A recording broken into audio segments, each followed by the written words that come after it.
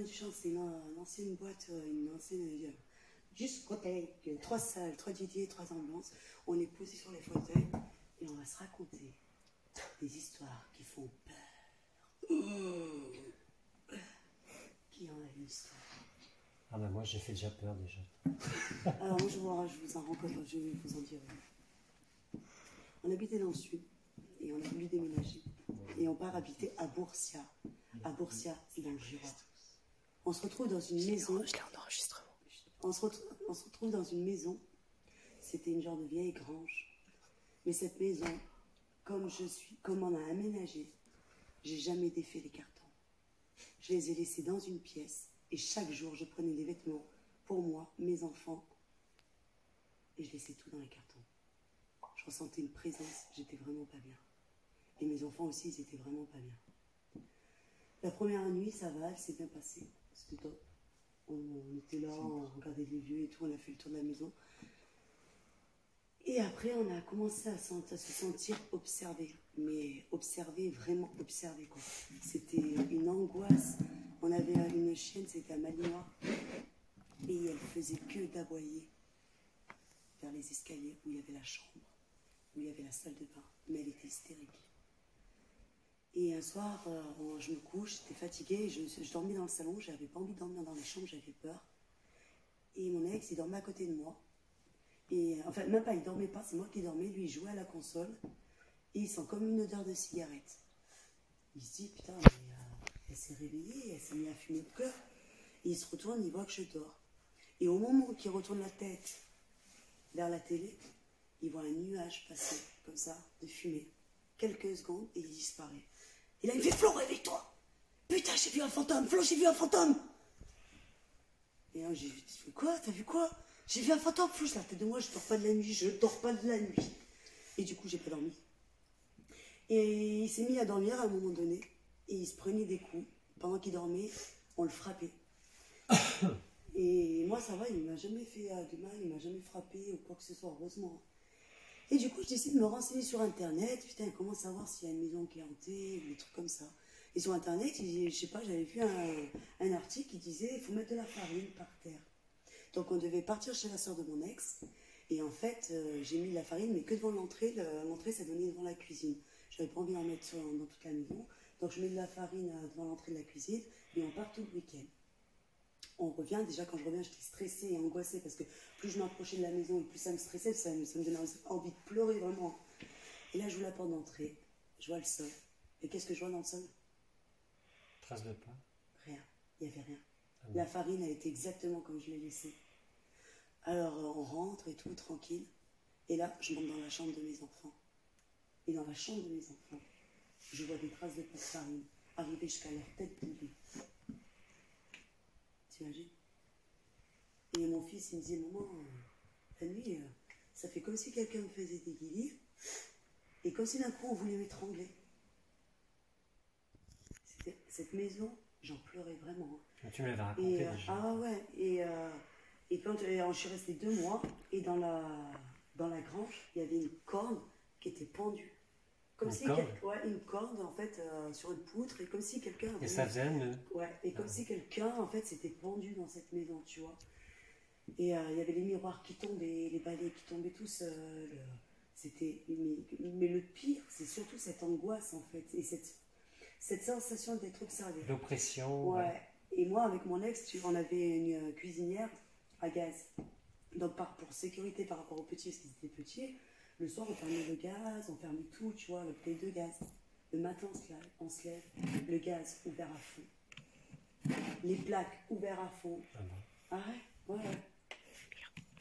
Là, on s'est dit, putain, il y a un souci, en sachant que les anciens locataires, quand ils sont partis, ils ont laissé plusieurs meubles, frigo, il y avait quoi encore qu'ils ont laissé? Frigo, il y avait congèle, four, on dirait qu'ils sont partis vite, tu vois. Ah ouais. Donc, je décide d'aller voir la mairie. Est-ce qu'il y a quelque chose qui se passe dans cette maison? Parce que moi, ici, il y a ça. Et le maire me dit, bah écoute, il n'y a jamais personne qui s'est plaint de cette maison, quoi. Et je suis restée 2 mois, et je suis partie le jour de déménagement. Il y a un copain mon ex qui est venu, direction de la chambre à mon fils, Enzo. Il ouvre le placard. Il a été inspiré dans le placard. Il est parti en courant. Il a dit, je reviens plus ici. Mais comme si en fait le placard c'était le portail de cette maison. En fait, il s'est passé tellement de choses dans cette maison. Il y a eu tellement de trucs. Mon fils, je vais faire les courses. Enzo qui est grand, il dit non, moi je reste ici, je joue à la console. Il joue à la console. Et en haut, il entend POH, POH, POH. Des traces, des pas, des bruits. Il n'y avait personne, il était juste lui. Et puis il dit rien, il joue, tu vois. Et il entend encore de plus en plus fort des traces de pas. Pas. Lenzo, il dit, vous voulez pas arrêter s'il vous plaît? Ça s'arrête quelques secondes. Et là, ça reprend encore plus fort. Comme ça. Et le pire, c'est qu'Enzo, il est resté dans la maison. Ah bon? Il n'a pas eu peur? Non, je suis rentrée les courses, finalement. J'ai entendu marcher et je fais, mais pardon, marche haut, tu me vois devant la maison, je vous attends, je reste pas là. Ah ouais, je me casse. Et lui, il n'est pas sorti, Il n'est pas sorti, Enzo. Il leur a parlé comme s'ils étaient là, parce qu'il faut leur parler comme si ils étaient là, tu vois. Et la douche, je voulais pas prendre ma douche tout seul. Les WC, je voulais pas aller au WC tout seul. Et les petits, pareil. Je me lavais, j'avais l'impression que quand j'allais laver mon visage, j'allais ouvrir et là, j'allais avoir un visage apparaître. Ah, ça fait peur. Et dans cette maison, je sentais deux personnes âgées. Une femme, un mec. Couple. Ou pas, je sais pas. Une femme, un mec d'un certain âge. Et je sais pas si à l'heure actuelle, la maison, elle a été relouée. Mais ça m'a perturbé longtemps parce que quand on a déménagé, on a eu peur encore un moment dans notre nouvelle maison. Après, avec la longue, c'est passé. Et même Julian, mon fils, tu le vois d'un coup, comme ça, avec les yeux qui se retournent et tout ça. Ah ouais, comme s'il était possédé. Comme s'il était possédé, mais en fait, il n'était pas possédé. C'était juste une crise il est monté en température d'un coup. L'épilepsie? Non, il a fait une crise de... Quand on tremble comme ça, là, d'un coup... Convulsions. Des convulsions. Ah, des convulsions. Mais des il a l'habitude convulsions. d'en faire, Julian, des convulsions. Ça n'a jamais été aussi intense que ça. Ah bon? Ouais.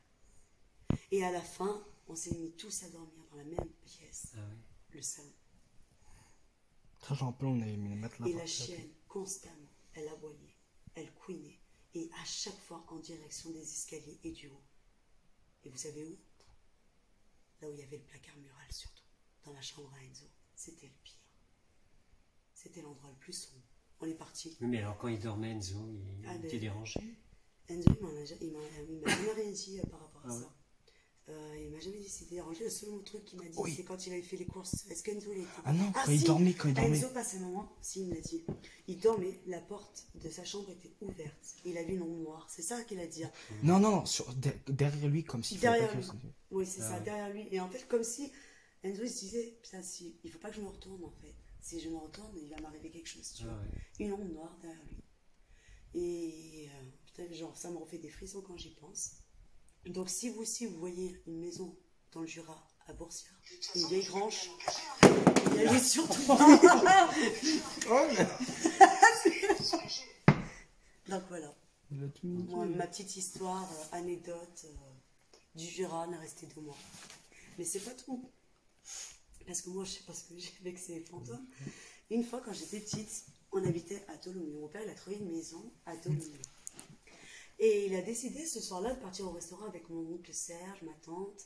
Et du coup, ma grande soeur, elle nous gardait avec ma cousine. Et en fait, à Tholomyès, en bas, il y avait la cuisine. En haut, le salon. Et dans la cuisine, il n'y a jamais eu d'eau chaude. Il n'y a jamais eu d'eau chaude dans la cuisine.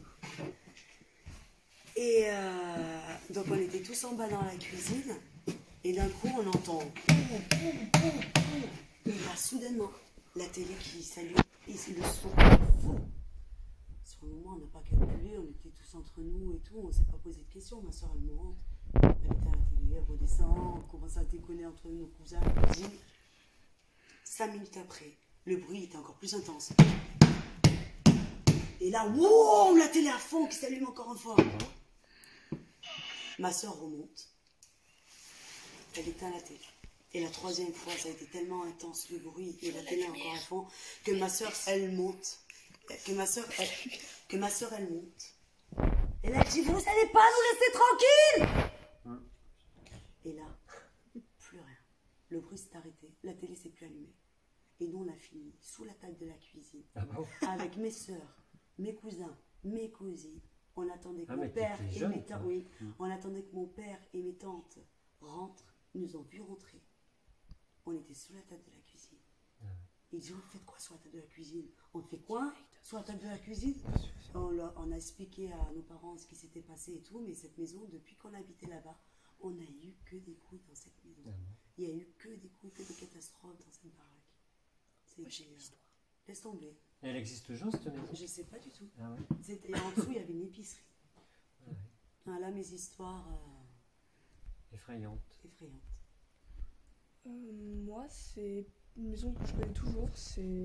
Non, ne filme pas. C'était c'est la maison de mes grands-parents. C'est à Voiron, mais ils ont fait des rénovations. Du coup, en fait, ça se voit presque plus. La maison est très très vieille, donc enfin, plus vieille que mes grands-parents et tout. Et en fait, là-bas, il y a 3 chambres. Non, il y a 4 chambres à l'étage. Il y a celle de mon père, l'ancienne de mon père. Il y a celle de mon premier tonton. Donc il y en a une autre, celle de mon autre tonton, et il y a celle de ma tata. Quand j'étais petite, moi, du coup, j'allais dormir dans la chambre de mon père. Et donc, quand j'étais petite, j'ai pas beaucoup de souvenirs, mais je sais que j'étais terrorisée à l'idée d'aller dormir toute seule chez ma grand-mère. Parce que à chaque fois, je faisais des cauchemars ou ce genre de trucs. Et notamment, je voyais une espèce de fumée noire, blanche. Souvent, donc par exemple, je faisais des cauchemars récurrents où j'étais à l'étage. Et tu les faisais, tu sais, si tu les faisais toujours à la même heure ou si c'était. Non, j'ai jamais su parce qu'en fait, je me réveillais vers. Si, je me réveillais entre 3h et 4h à chaque L'heure fois. du diable. Ouais, je sais pas, mais bon. J'avoue que moi, quand j'étais petite, j'étais pas du tout dans ça. Moi, j'étais plus dans j'ai peur, maman, à l'aide. Ouais. Et il y a un soir, je m'en souviens, j'étais avec ma sœur. Et ma sœur, bon, elle a un sommeil très. Tu filmes, tu tapes sur le micro. Elle a un sommeil assez agité. Et il y a un soir, on dormait. Donc, c'était. Souvent, je mets une veilleuse. Et donc, ma sœur, moi, j'arrive pas à dormir. Il est bientôt 1h. Et le lendemain, je sais pas ce qu'on a à faire. Enfin, c'est assez longtemps. Et elle a le sommeil très, très agité. Je vois, elle bouge, elle respire fort. Ta petite sœur? Ouais, ma petite Ouais. sœur. Et enfin, je veux dire, ça continue. Je la bouscule et tout. Et sommeil très fort. Et c'est la première fois que je leur raconte cette histoire. Je l'ai secouée plusieurs fois, elle continue à avoir le sommeil agité, et d'un coup, elle s'arrête de bouger.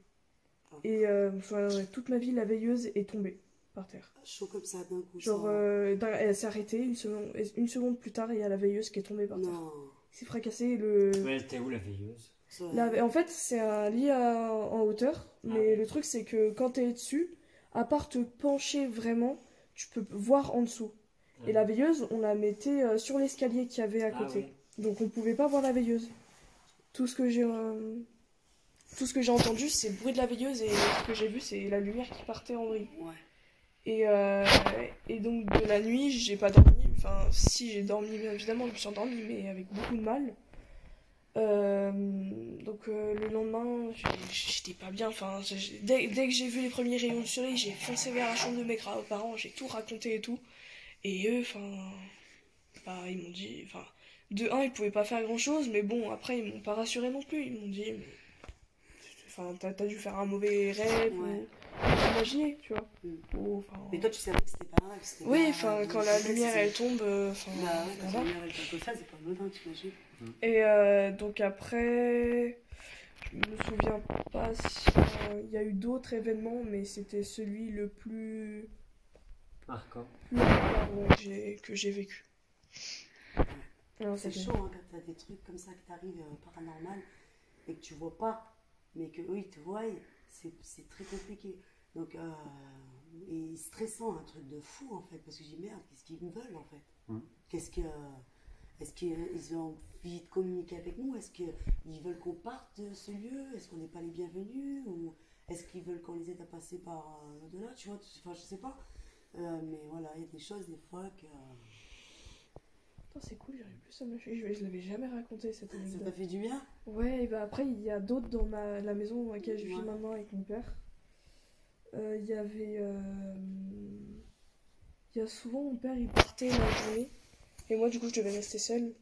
C'était mercredi quand le mercredi, on n'allait pas à l'école. Et en fait, j'étais toute seule à la maison. Et moi, c'est où je commençais à aller sur le trampoline. Mais du coup, j'y restais généralement longtemps.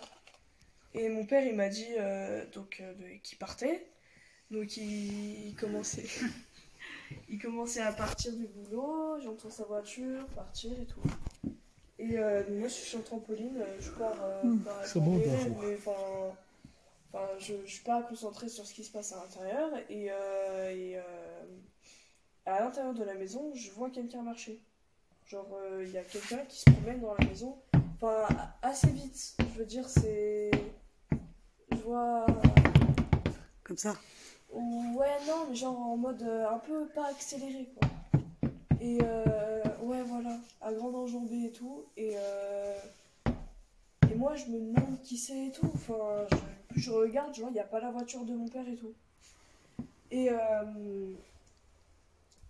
enfin, donc il y avait encore mes 2 chats dans la même maison. Et donc, je les vois, il y en a un qui est dehors et un qui est à l'intérieur et qui veut sortir. Donc moi j'ai envie de l'ouvrir, sauf qu'il y a quelqu'un dans la maison. Et après, je reste sur le trampoline, je fixe la maison.